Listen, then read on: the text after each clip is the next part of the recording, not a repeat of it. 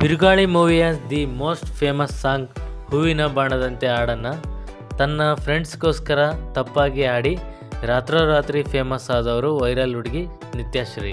ಹೂವಿನ ಬಾಣದಂತೆ ಯಾರಿಗೂ ಕಾಣದಂತೆ ಹಾಡಿದ ಸಾಲಿನಲ್ಲಿ ಮೂಡಿದ ಪ್ರಾಣದಂತೆ ಶೀತಲವಾದಂತೆ ಬಂದ ನೀ ಬಂದ ಮೇಲೆ ಬಾಕಿ ಮಾತೇನು.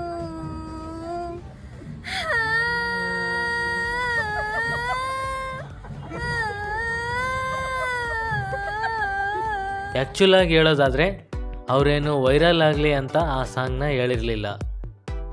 ಬದಲಿಗೆ ಸುಮ್ಮನೆ ಹೇಳಿದ ಹಾಡು ಸಖತ್ ಹಿಟ್ಟಾಗಿ ಸೋಷಿಯಲ್ ಮೀಡಿಯಾದಲ್ಲಿ ಟ್ರೆಂಡ್ ಆಯಿತು. ಇದರಿಂದ ನಿತ್ಯಶ್ರೀ ಅವರಿಗೆ ಲಕ್ ಬಂತು. ಇನ್ನು ಕೆಲವು ಪ್ರೋಗ್ರಾಮ್ಗಳಿಗೆ ನಿತ್ಯಶ್ರೀ ಅವರನ್ನು ಇನ್ವೈಟ್ ಮಾಡಿದರು. ನಿತ್ಯಶ್ರೀಯನ್ನು ರಾತ್ರೋರಾತ್ರಿ ಸೆಲೆಬ್ರಿಟಿಯನ್ನಾಗಿ ಮಾಡಿದ್ದು ಟ್ರೋಲ್ ಪೇಜಸ್ಗಳು ಮತ್ತು ಜನರು. ನಾನು ಸುಮ್ಮನೆ ಆಡಿರೋ ಹಾಡು ನನಗೆ ಗೊತ್ತಿಲ್ಲದೇ ವೈರಲ್ ಆಯಿತು. ಇದಕ್ಕೆ ಕೆಲವೊಬ್ಬರು ತುಂಬ ಕೆಟ್ಟದಾಗಿ ಕಮೆಂಟ್ ಮಾಡಿದರು. ಇದರಿಂದ ನನಗೆ ತುಂಬ ನೋವಾಯಿತು. ಈಗ ನಾನು ಏನು ಅಂತ ಸಾಬೀತು ಮಾಡೋಕ್ಕೆ ಬಿಗ್ ಬಾಸ್ ವೇದಿಕೆಗೆ ಎಂಟ್ರಿ ಕೊಡೋಕ್ಕೆ ಬಯಸ್ತಾ ಇದ್ದೀನಿ ಹೀಗೆಂದು ನಿತ್ಯಶ್ರೀ ಹೇಳಿಕೊಂಡಿದ್ದಾರೆ.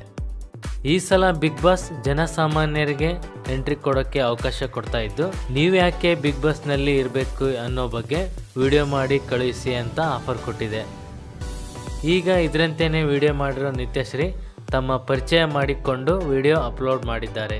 ನಿತ್ಯಶ್ರೀ ಅವರಿಗೆ ಕಾಮಿಡಿ ಕಿಲಾಡಿ ಶೋಗೆ ಚಾನ್ಸ್ ಸಿಕ್ಕಿತ್ತು. ಆವಾಗ ಕೂಡ ನಿತ್ಯಶ್ರೀ ಅವರು ಸಖತ್ ಟ್ರೋಲ್ ಆಗಿದ್ದರು. ಸೊ ಈ ಸಲದ ಬಿಗ್ ಬಾಸ್ನಲ್ಲಿ ನಿತ್ಯಶ್ರೀ ಅವರು ಕಾಣಿಸ್ಕೊಳ್ತಾರಾ ನೋಡಬೇಕಾಗಿದೆ. ಸೊ ಇದಾಗಿತ್ತು ಇವತ್ತಿನ ಅಪ್ಡೇಟ್.